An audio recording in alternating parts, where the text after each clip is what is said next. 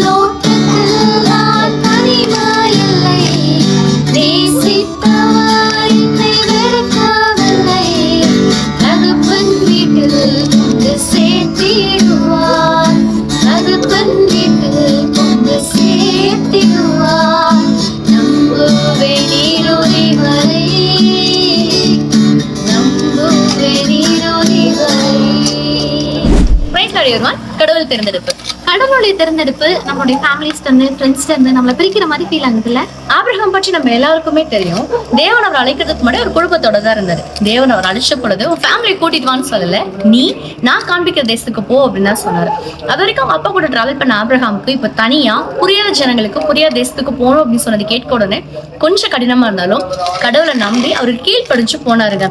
அப்போ ஆபிரகாம் தெரிஞ்சிருக்கிறாரு எதுக்காக தேவன் என்னை பிரிச்சாருன்னு சொல்லி.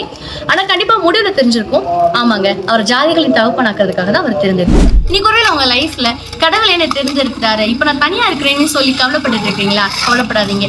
உங்களை கடவுள் பிரிச்சது காரணம் உங்களை தனியாக்குறதுக்கு அல்ல, உங்களை தனித்துவமாக்குறதுக்காக தான். அவர் கூட நான் அவனை மட்டும் ஃபாலோ பண்ணுங்க, உங்க லைஃபும் தனித்துவமாய் மாறிடும். God bless you.